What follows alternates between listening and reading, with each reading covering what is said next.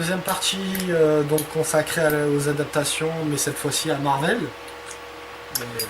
Là, pour le coup, tu les as tous vus. Ouais. Pour une fois, tu les as tous vus, donc ça va être plus productif, ça va être meilleur.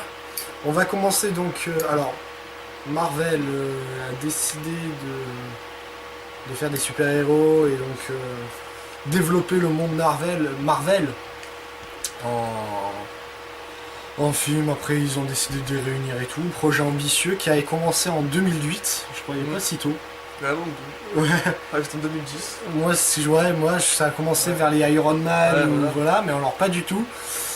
Ben oui, ça a commencé par Iron Man d'ailleurs. Donc il est sorti en 2008. Le premier Iron Man il est sorti en 2008 de John Favreau. C'est comment? Favreau. Ah ouais, autant pour moi, Favreau. Premier Marvel. Ouais. Que dire toi?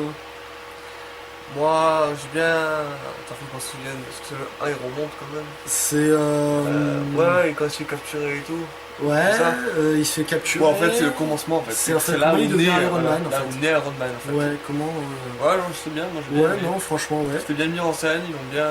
Mm. Non, je trouve que c'était bien développé, bien recherché. Ouais, ils ont bien. Enfin, Et ils ont bien réussi Tony Stark. ils ont poussé Tony Stark au maximum. Ça, Ouais, j'ai bien aimé. franchement. Comment ça s'appelle?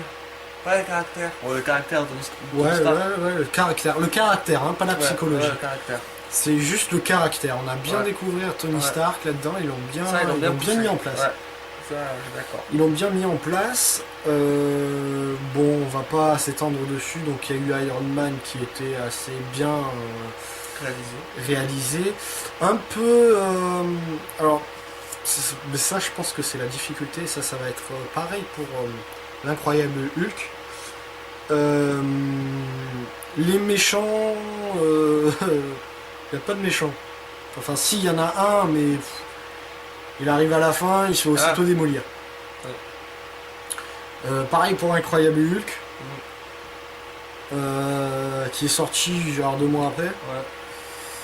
Ouais. Donc Incroyable Hulk de Louis Leterrier, qui est en fait un réalisateur français pour cette fois, qui est en fait le réalisateur de Insaisissable, le film sur les magiciens, qui est sorti il n'y a pas longtemps, que j'ai regardé avec. Enfin, je l'ai beaucoup aimé. Donc, j'aime beaucoup le travail donc, de Louis Leterrier. Et ces 2 films racontent donc la naissance des super-héros. Ouais. Le commencement. Alors, ce qui est bien, c'est que dans l'Incroyable Hulk aussi, c'est qu'en en fait, ils font pas un pataquès de comment il est devenu le Hulk. Ouais, non, c'est clair. Vu qu'il y avait eu Hulk avant, on Ouais. peut faire une suite en fait. Ouais, ça me fait penser aussi dans les Spider-Man. Les Spider-Man de Sam Raimi, là, les 3. Donc le 1, on voit comment il devient. Après The Amazing, là, Spider-Man, ils le refont, le remake. Ouais, ils le refont encore. Ils le refont encore, c'est une espèce de lassitude, on sait comment il devient, quoi. Hulk, on sait comment il devient Hulk. Iron Man, on sait comment il devient. Quoique Iron Man, c'était la première adaptation en film de ce super-héros, donc c'était nécessaire. C'est la première? Bah oui, il n'y a rien eu d'autre avant. Ah, avant, il n'y a rien. Sûr? Oui, sûr et certain, il n'y a rien. C'est le premier Iron Man, voilà. Donc c'était nécessaire. Ah, mais ils ont bien réussi. Donc, ils ont bien réussi. Je sais pas si niveau adaptation comics c'était bien, mais niveau cinéma. Les deux sont bien. Ah, il est même Iron Man, bon, après il y a toujours le problème du méchant qui meurt à la fin, mais bon, ça c'est le truc que je supporte pas, mais bon, c'est pas grave. Mais bon, voilà. Non, bien emmené le chapnerel à côté du cœur, l'espèce de magnétique, là, le truc magnétique qu'il a dans le cœur est assez bien fait. Ouais. Voilà. L'incroyable Hulk, bien aussi. Bien. Et parce qu'en fait, au départ, on se remet dans le concept de 2008. Moi, je suis allé voir Iron Man. Ouais, super, c'est un super héros. Incroyable Hulk, tiens, super, un truc de super héros. Mais tiens, dans Incroyable Hulk, ils font pas mal de références Enfin, on voit qu'ils ont donc bossé le truc, qu'ils allaient faire des suites. Parce qu'en fait, à un moment, donc le général, donc le père de la fiancée de Banner, va dans un laboratoire et va prendre une espèce d'antidote super soldat d'un projet datant de la Seconde Guerre mondiale, et sur les bonbonnes il y a marqué Stark Industries. Donc on se dit ah, c'est un rapport. Et à un moment, donc là on l'a revu À la fin. pour la vidéo, mais on l'a revu, mais à un moment il fait une référence au Shield. Et à Ouais, la j'ai fin, capté. donc il y a le post-générique avec Tony Stark qui rentre dans un bar et il s'adresse donc au commandant Général. militaire, au général, qui dit que vous avez eu un problème, bon mais ça vous dit on recrute une équipe. Et le commandant il fait c'est qui on, voilà, et ça finit sur ce truc. Bonne fin. Bonne Voilà, fin. c'est une bonne fin, c'est un bon accroche, mais maintenant qu'on sait avec les Avengers machin et tout, je trouve que c'est une faute scénaristique. Donc, Voilà, alors je t'explique. Parce que parce que justement, c'est Stark qui va aller voir le commandant et qui va soi-disant recruter Hulk, mais en fait c'est pas le cas. En 2008, je pense qu'en 2008, il pensait déjà à faire un truc comme ça dans un projet de Avenger. Mais je pense que le post-générique de Hulk, il a été mis à la trappe et il a fait genre, ça a jamais existé. Parce qu'en fait, c'est Nick Fury, c'est Samuel L. Jackson qui va recruter l'équipe Avenger. Et non Tony Stark. Tony Stark, il arrive même à Avenger, il arrive après. Voilà, c'est une faute scénaristique dans l'espèce de suite. Ça colle pas, ça colle pas, c'est une faute. C'est une faute. Ensuite, il y a eu Iron Man 2. Alors lui, je l'attendais parce qu'il y a eu son Nemesis. C'est Nemesis à Tony Stark. Ah oui, le russe là. Le russe. Le louche. Le russe, alors, c'est... Comment il s'appelle, je sais pas. je m'en rappelle plus.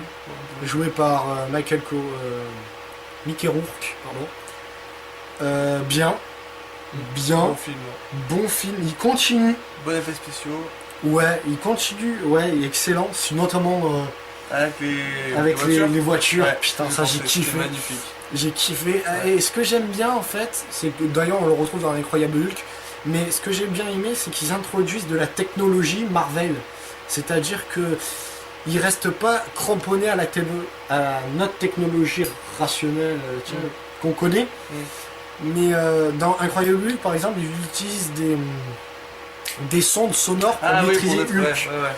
Là, dans Iron Man 2, d'un coup, il sort une espèce de mallette de 3 mètres sur 3 et d'un coup, c'est son armure, quoi. Donc, c'est bien foutu. voilà, je trouve que voilà, ça fait bien référence à l'univers Marvel et c'est très intéressant, et fan de Marvel que je suis m'a fait repenser au BD, et franchement ça m'a énormément plu. Iron Man 2 par contre, je l'ai trouvé un peu lasse. Parce que en fait, comparé aux autres, il y a un méchant direct. Ouais. Il y a un méchant direct. Et j'ai vu une menace en fait dans le Iron Man, que en fait les méchants d'Iron Man sont assez pourris. Ah oui, non, je trouve que Comparé à l'Abominable dans Incroyable Hulk, comparé à Captain America, Thor qui va arriver beaucoup plus tard. Les méchants dans Iron Man, c'est surtout basé sur la psychologie en fait, que j'aime beaucoup. Mais bon, trop de psychologie, tue la psychologie quoi, et c'est basé que sur ça, et bon, le méchant est pas très... il veut se venger, c'est un russe qui veut se venger, voilà, et donc... je l'ai trouvé décevant. Le méchant d'Iron Man 2, je l'ai trouvé assez décevant. Après, il y a eu plein de clins d'œil, notamment Iron Man 2 introduit l'entreprise Hammer, l'entreprise Hammer qui est un concurrent direct de Tony Stark, de Stark Industries, et le post-générique qui fait... Ah non, ça dans Iron Man, je me gourre. Dans Iron Man, le post-générique, il fait entrer Nick Fury. Ah ouais? Oui. Il fait rentrer Nick Fury et dit ça vous tente de vous rejoindre, de C'est pas dans le se 2, ça joindre du Shield. Et dans le 2, en fait, ils introduisent le marteau de Thor. C'est Klaus, l'agent Klaus, là, je sais Ouais, plus comment il s'appelle. Coulson. Coulson, ouais. D'accord. Il dit à un moment dans Iron Man 2, tiens, je vais au Mexique, j'ai une nouvelle Ah affaire. oui, oui. Et dans le post-générique, tu vois Coulson qui arrive au Mexique.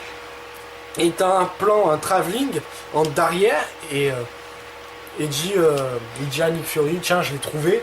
Et là, il y a un méga travelling arrière. Et ça s'arrête. Et il y a au premier plan le marteau de Thor. Ah ouais? Ouais, il y a le marteau de Thor. Donc, pouf, ça finit. Bonne fin. Donc, ça enchaîne donc sur Thor. De Kenneth Branagh. Ouais, Kenneth Branagh. On prononce. Kenneth Branagh. Oh putain, je suis. Oh là là. Kenneth Branagh. Qui est donc d'ailleurs le réalisateur. Qui a joué donc dans Conspiration. J'ai fait une critique d'avant. Il a. Attends, mais voilà. Mais je savais que j'allais pas me souvenir des trucs. Il a pas. Enfin, il a rien fait d'exceptionnel. Enfin, il a pas fait de. Il a fait Frankenstein de 93. 14. Non, 13. Non, 14. Ouais, 14. 14, il a fait Hamlet. Il a fait. Et là après Thor, on sent qu'il a une bonne montée parce qu'il va sortir pas mal de trucs qui sont sympas, notamment Cendrillon. Voilà. Je me demande qu'est-ce qu'il va foutre avec ça. Mais bon, c'est un bon réalisateur. Ouais. Pour le coup. Alors Thor, j'ai dit dans mes vidéos précédentes que j'aimais le côté réaliste. Donc que j'aime beaucoup dans Incroyable Hulk et dans Iron Man, que je n'ai absolument pas retrouvé dans Thor. Le côté Réaliste. Voilà, enfin, c'est carrément un autre univers. Ça, Ah oui. Voilà, ça plonge carrément dans Asgard, ça fait, voilà. T'aimes ou t'aimes pas, quoi. Ouais, c'est ça, en fait. J'ai été déçu. Thor, j'ai été déçu. Par son côté. Mais en même temps, c'est normal, c'est le personnage de Thor que j'aime pas beaucoup. Ah. Mais voilà. Bon, après, c'est trop compliqué à rentrer dedans. Mais il s'est bien démerdé, le réalisateur s'est bien démerdé à raccrocher le côté du projet Avenger, de la phase 1 de Avenger, à Thor. Tu vois, il a bien réussi à manipuler le truc. Et il a fait genre, il va sur Terre, banni par son papa. Odin, joué par Anthony Hopkins. Ouais. C'est ça? Ouais, Hopkins, que il en branle pas une. Ouais. Odin n'en branle pas une dans Thor, quoi. C'est Alors, c'est de la merde. Quelques apparitions, c'est tout. Hein. Ça te demande qu'est-ce qu'il fout là. Mais justement, je pense qu'en fait, il s'est pris de cette idée-là. Il dit bah tiens, on va mettre Odin, on va dire que c'est lui qui va le balancer, on va l'exiler sur Terre. Et que ça va faire en fait une suite d'événements qui va nous permettre de faire Avenger.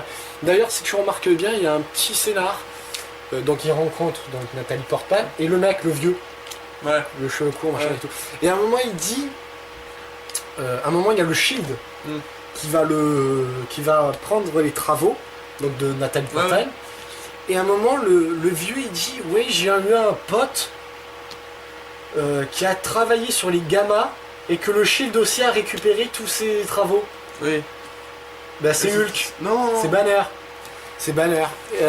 Voilà, il fait un peu des liens. Il fait notamment aussi un lien, mais tiens, après quand le destructeur arrive Oui.